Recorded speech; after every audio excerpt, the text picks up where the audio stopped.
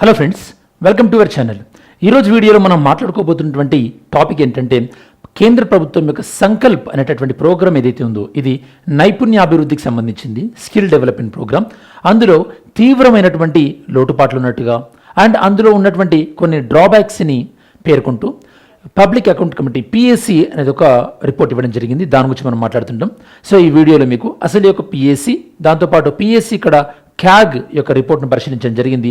CAG దాంతోపాటు సంకల్ప్కి, దాంతోపాటు మరి prime minister Krishi Vikas Yojana PMKVY ఉంది కదా, మరి సంకల్ప్కి పిఎంకేవీవైకి డిఫరెన్స్ ఏంది, అలానే ఈ యొక్క సంకల్ప్ ప్రోగ్రామ్కి ఎవరు మెజారిటీ ఫండింగ్ డోనార్, వరల్డ్ బ్యాంకా లేకపోతే ఏషియన్ డెవలప్మెంట్ బ్యాంకా, అండ్ అలానే ఈ సంకల్ప్ ప్రోగ్రామ్ని మనం తీసుకొచ్చినటువంటి education policy, okay, new education policy across the nation మనకి తీసుకొచ్చాం కదా, ఎన్ఈపీ పాలసీ, అందులో దానికి లింక్ చేయడంలో మనం ఏమైనా విఫలమైనమా? సో డీటెయిల్స్ అన్ని కూడా డిస్కస్ చేద్దాం. సో ఫస్ట్ ఆఫ్ ఆల్ మనం ఈ పర్టికులర్ వీడియోలో మెయిన్గా డిస్కస్ చేయబోయేది first of all Sankalp scheme ఏదైతే ఉందో దాని యొక్క ఓవర్ వ్యూ, అంటే స్కీమ్ యొక్క ఫుల్ ఫామ్ ఏంది, స్కీమ్ని ఎవరు ఇంప్లిమెంట్ చేస్తారు, ఏ మినిస్ట్రీకి సంబంధించింది, అండ్ దీనికి సంబంధించినటువంటి ఆబ్జెక్టివ్స్ ఏంది. దాని తర్వాత మరి స్కీమ్కి సంబంధించి క్యాగ్ ఎలాంటి ఫైండింగ్స్ని రిపోర్ట్ చేసింది.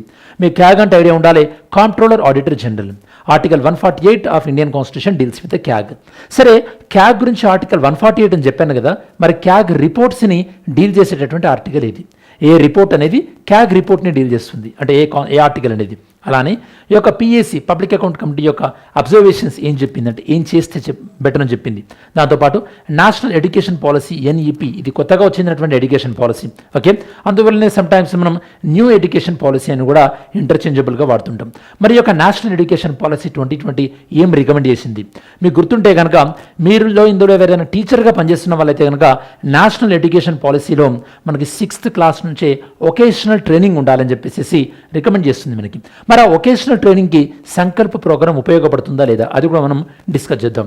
దాంతోపాటు వీడియో చివరిలో పబ్లిక్ అకౌంట్ కమిటీ యొక్క కాంపోజిషన్, అంటే ఇందులో ఎవరెవరు ఉంటారు, దాంతోపాటు పబ్లిక్ అకౌంట్ కమిటీ యొక్క ఫంక్షన్స్ ఏంటి, ఇది ప్రభుత్వానికి ఏవైనా సూచనలు చేయొచ్చా, అవి బైండింగా నాట్ బైండింగా, ఈ డీటెయిల్స్ మనం డిస్కస్ చేద్దాం. ఓకే, ఈ వీడియోలో మెయిన్గా మనం GS paper 2 and GS paper 3కి దీన్ని లింక్ చేసుకోవచ్చు, అంటే పాలిటీకి దాంతోపాటు ఎకానమీకి ఈ పర్టికులర్ టాపిక్ని మీరు లింక్ చేసుకోవచ్చు. ఓకే, అండ్ ఈ వీడియోలో మనం అవుట్కమ్ బేస్డ్ ఫైనాన్సింగ్ అనేది ఒక వర్డ్ డిస్కస్ చేస్తాం కీవర్డ్స్లో. అలానే డిమాండ్ డ్రివెన్ స్కిల్లింగ్ ఎకోసిస్టమ్, ఇది కూడా మనం డిస్కస్ చేస్తాం.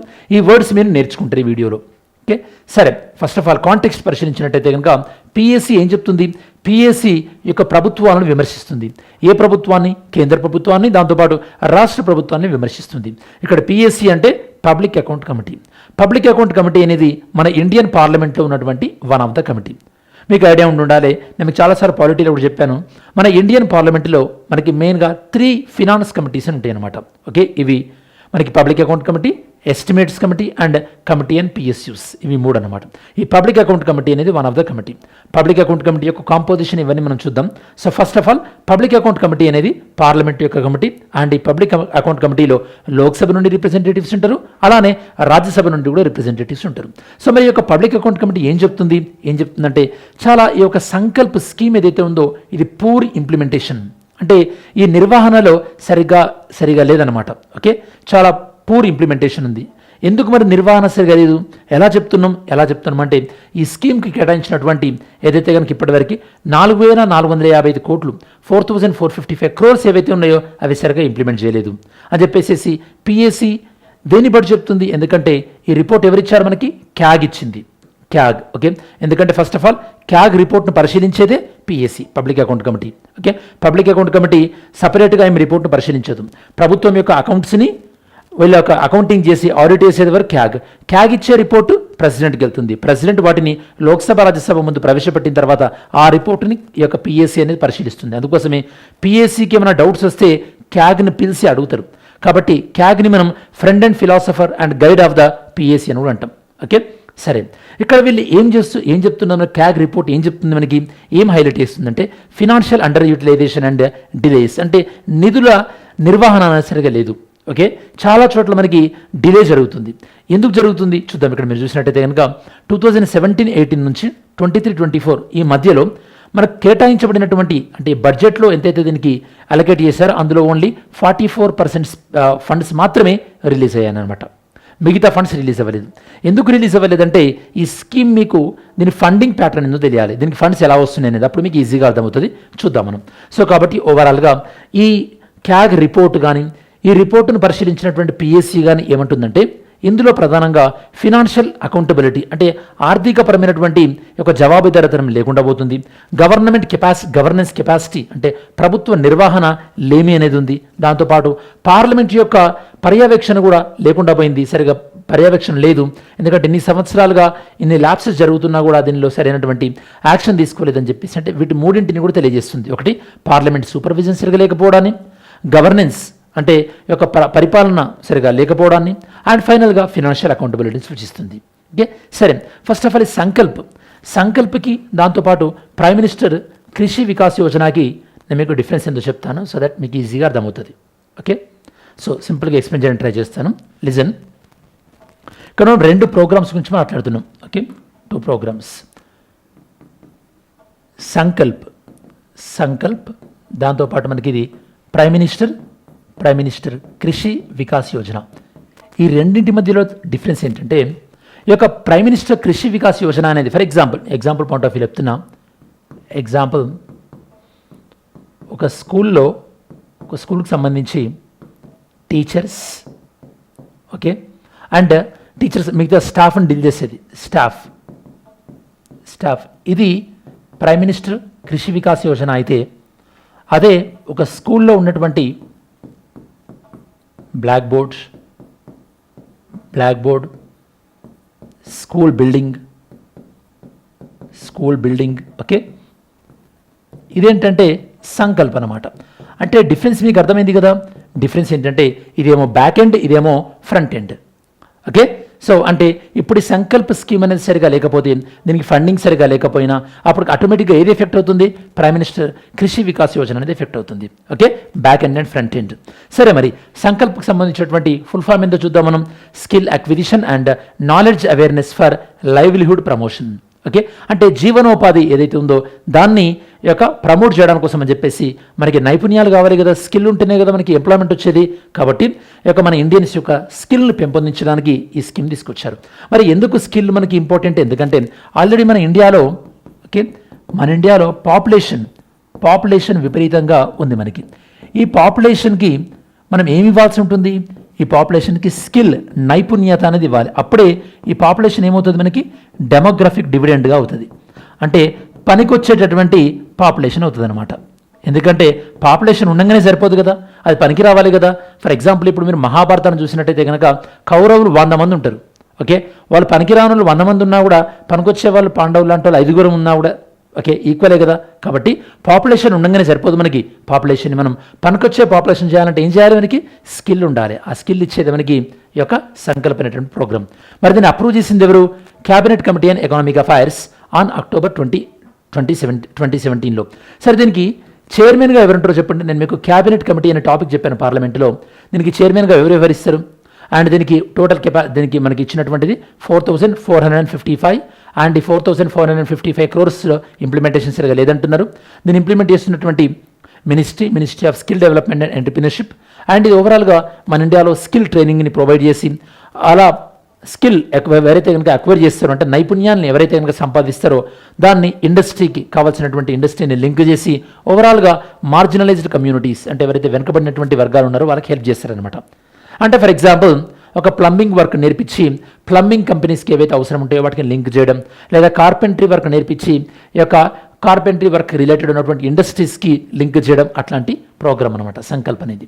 అండ్ దీనికి ఇస్తున్నటువంటి ఫండింగ్ చూద్దాం. ఇక్కడ వరల్డ్ బ్యాంక్ ఎంత లోన్ ఇస్తున్నారు? 3,300 crores. అలానే 660 crores వీటిని స్టేట్స్ పెట్టుకోమంటున్నారు, అంటే రాష్ట్రాలు భరించాలి అంటున్నారు.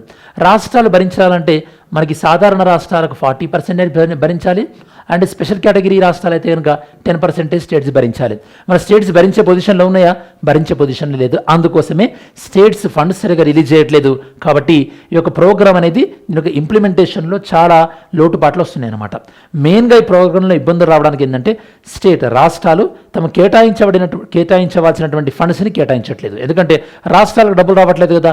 రాష్ట్రాలకు ఎందుకు డబ్బులు రావట్లేదు? అది జిఎస్టీ వల్ల అనుకోండి, లేదా మిగతా రీజన్స్ వల్ల అనుకోండి, నెక్స్ట్ 495 crores ఇది ఇండస్ట్రీ పార్టిసిపేషన్, అంటే for example CSR, corporate social responsibility ఇట్లాంటివి ఉంటాయి కదా, అట్లాంటివి ఇండస్ట్రీ ద్వారా డబ్బులు అన్నమాట. అంటే మెజారిటీకి ఇది మనకి వరల్డ్ బ్యాంక్ ద్వారా వస్తున్నటువంటిది. అంటే ఇది మనకి పర్ఫార్మెన్స్ లింక్డ్ ఫండింగ్ మోడల్. అంటే ఈ యొక్క స్కీమ్లో డబ్బులు ఎలా అలొకేట్ చేస్తారంటే మనం కొన్ని ముందే అంటే అవుట్కమ్స్ ఇవి రావాలని చెప్పేసి, అంటే ఇంతమంది ట్రైన్ అవ్వాలి, ఇంతమంది ట్రైన్ అయిన వాళ్ళకి ఇంత ఉద్యోగాలు రావాలి అని ముందే నిర్దేశించబడినటువంటి లక్ష్యాల ఆధారంగా ఫండింగ్ ఇస్తారు.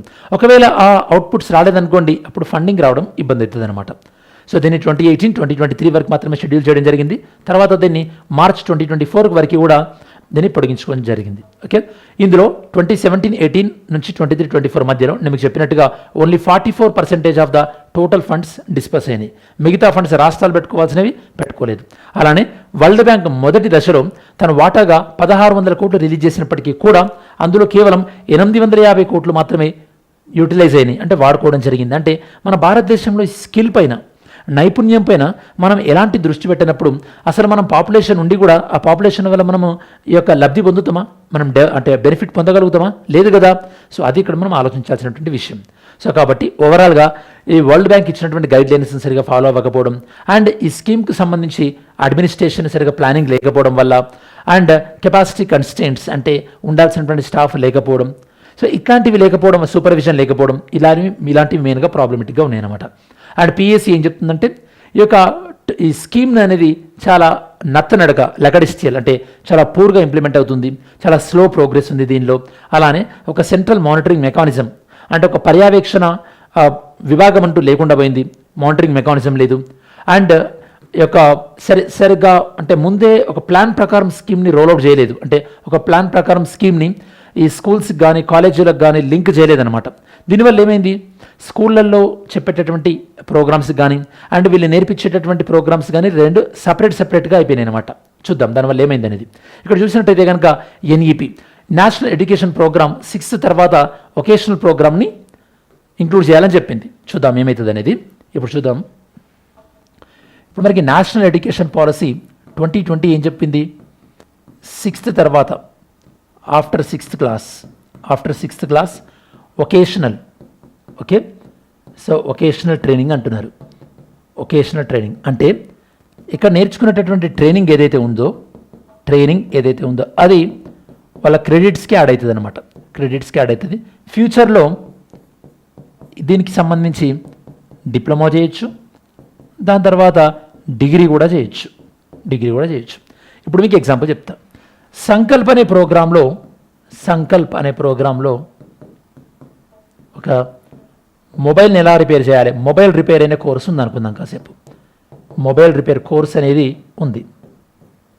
కాకపోతే ఈ స్కూల్ నేషనల్ ఎడ్యుకేషన్ పాలసీ ఇందులో యొక్క మొబైల్ రిపేర్ కోర్స్ ఏదైతే చేస్తే, ఒకవేళ సంకల్పం నేర్చుకుంటే మొబైల్ రిపేర్ కోర్స్కి 0 క్రెడిట్స్, అంటే దీనికి క్రెడిట్స్ ఏం లేవనుకోండి, అంటే దీనికి మార్కులు ఏం లేదు, లేకపోతే ఇది ఎందుకు పనికిరాదు డిప్లొమా చేయడానికి కానీ డిగ్రీ చేయడానికి అన్నప్పుడు, అట్లాంటప్పుడు దీన్ని ఎవరైనా తీసుకునే అవకాశం ఉందా, తీసుకోరు.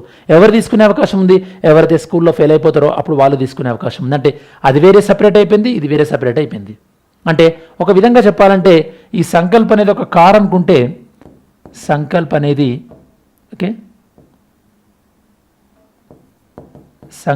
ఒక కార్ అనుకుంటే ఒక డెస్టినేషన్ దగ్గర తీసుకెళ్ళాలి, ఒక గమ్యానికి తీసుకెళ్ళాలి కారు. ఎవరిని, స్టూడెంట్స్ని. కాకపోతే మరి దీనికి ఒక రోడ్ అనేది ఉండాలి కదా, మార్గం అనేది ఉండాలి కదా, రోడ్ మ్యాప్ అనేది లేదు.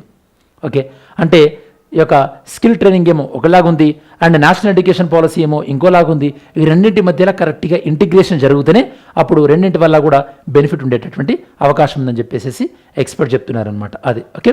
సో కాబట్టి ఈ నేషనల్ ఎడ్యుకేషన్ పాలసీ ఏదైతే చెప్తుందో గ్రేడ్ 6 తర్వాత వొకేషనల్ ట్రైనింగ్ ఉండాలని చెప్తుందో, సో కాబట్టి ఎడ్యుకేషన్ రిఫార్మ్స్ దాంతోపాటు స్కిల్ పాలసీ వీటి రెండింటి మధ్యలో ఒక అవగాహన అనేది ఉండాలి. అప్పుడే మనకి లాంగ్ టర్మ్ ఎంప్లాయ్మెంట్ని మనం క్రియేట్ చేయగలుగుతాం. అండ్ పబ్లిక్ అకౌంట్ కమిటీ అంటే నేను చెప్పినట్టు బిగినింగ్లో 1 of the 3 financial parliamentary committees, మిగతా ఎస్టిమేట్ కమిటీ, దాంతోపాటు కమిటీ ఆన్ పిఎస్యూస్. అండ్ 1921లో దీన్ని ఏర్పాటు చేసుకోవడం జరిగింది మౌంట్ హెచ్ఎంస్ఫర్డ్ సంస్కరణ ప్రకారం. అండ్ దీనికి సంబంధించి లోక్సభ రూల్స్లో మనకి రూల్ నెంబర్ 308 అనేది దీన్ని డీల్ చేస్తుంది. అండ్ ఇది అధికారాలు ఆర్టికల్ 105 పార్లమెంటరీ ప్రివిలేజెస్ నుంచి, అలానే ఆర్టికల్ 118 పార్లమెంట్ తనకు ఎలా పనిచేయాలని చెప్పేసి కొన్ని రూల్స్ ఏర్పాటు చేసుకుంటుంది అనమాట. ఆ రూల్స్ కానీ అంటే ఇది పార్లమెంటరీ రూల్స్ ప్రకారం, దాంతోపాటు పార్లమెంట్ యొక్క ప్రివిలేజెస్ ప్రకారము ఈ కమిటీ అనేది పనిచేస్తుంటాయి అనమాట. ఓకే, ఈ కమిటీలో నేను మీకు లోక్సభ రాజ్యసభ రెండింటి నుంచి రిప్రజెంటేషన్ ఉంటారని చెప్పాను కదా. లోక్సభ నుండి 15, రాజ్యసభ నుండి 7 ఉంటారు. అండ్ ఈ చైర్పర్సన్ని అపాయింట్ చేసేది ఎవరు? స్పీకర్. జనరల్గా ఈ చైర్పర్సన్ని అపోజిషన్ పార్టీ సభ్యులకి ఇవ్వడం జరుగుతుంది అనమాట, పిఎస్సి. కాబట్టి రాష్ట్రాలలో ఏం చేస్తున్నారంటే ఇది అపోజిషన్ పార్టీ వాళ్ళకి ఎక్కడ ఇవ్వాల్సి వస్తుందని చెప్పేసి వాళ్ళ మిత్రపక్షాల నుంచి వచ్చిన వాళ్ళకి కానీ, ఓకే మన తెలంగాణలో అయితే కనుక ఎంఐఎం వాళ్ళకి ఇచ్చినట్టు, లేదా మనకి పార్టీ ఫిరాయించి ఉన్నటువంటి ఎమ్మెల్యే కుత్బుల్లాపూర్ ఎమ్మెల్యేకి ఇచ్చినట్టు, కుత్బుల్లాపూర్ కాదు షేర్లింగంపల్లి ఎమ్మెల్యేకి ఇచ్చినట్టు, అంటే ఈ విధంగా ఈ యొక్క పిఎస్సి చైర్మన్ పదవి అనేది కూడా దుర్వినియోగం అవుతుంది. దాంతోపాటు ఈ యొక్క పిఎస్సి అనేది ఖచ్చితంగా ఈ యొక్క legislative control over executive expenditure, అంటే ఈ యొక్క పార్లమెంట్ అనేది ప్రభుత్వాన్ని కంట్రోల్ చేసేటటువంటి ఒక వెపన్ లాగా చూడొచ్చు. కాకపోతే పిఎస్సి ఇచ్చేటటువంటి ఏవైనా సరే ఓన్లీ అడ్వైస్ మాత్రమే, సలహా మాత్రమే, అది ఖచ్చితంగా బైండింగ్ ఏం కాదు. సో క్యాగ్ రిపోర్ట్స్ ఏం చేస్తుంటుంది? పిఎస్సి క్యాగ్ రిపోర్ట్ని ఎగ్జామిన్ చేస్తుంటుంది. దాంతోపాటు ఈ యొక్క విత్ ఇన్ ద డిమాండ్ లెవెల్లో, అంటే వీళ్ళు పార్లమెంట్ నిర్దేశించబడినటువంటి అంటే బడ్జెట్ విత్ ఇన్ ద బడ్జెట్లో ఖర్చు పెడుతున్నారా లేదా అని చూస్తుంటుంది. దాంతోపాటు ఓన్లీ అడ్వైజెస్ మాత్రమే ఇవ్వగలుగుతుంది. అండ్ యాక్షన్ టేకెన్ రిపోర్ట్ కూడా సబ్మిట్ చేస్తుంది. యాక్షన్ టేకెన్ రిపోర్ట్ అంటే ఏంది అంటే, ఫర్ ఎగ్జాంపుల్ క్యాగ్ కానీ, క్యాగ్ తర్వాత పిఎస్సి ఏదైనా ఒక విషయాన్ని యొక్క పరిశీలించింది అనుకోండి, లేదా ఒక క్వశ్చన్ రేజ్ చేసింది అనుకోండి, అప్పుడు మినిస్ట్రీ వాళ్ళు ఆన్సర్ ఇస్తారు. ఓకే, మినిస్ట్రీ వాళ్ళు ఆన్సర్ ఇచ్చిందని ఏమంటారంటే యాక్షన్ టేకెన్ నోట్ అంటారు. ఆ నోట్ పైన ఒకవేళ మళ్ళీ పిఎస్సి సాటిస్ఫై అయితే కనుక అప్పుడు యాక్షన్ టేకెన్ రిపోర్ట్ని సబ్మిట్ చేస్తుంది. ఓకే, అండ్ పిఎస్సి అనేది గవర్నమెంట్ యొక్క public finance and public finance యొక్క గార్డియన్గా కానీ, లేదా ప్రభుత్వం యొక్క జవాబుదారితనాన్ని అకౌంటబిలిటీని పెంచే విధంగా ఉంటుంది.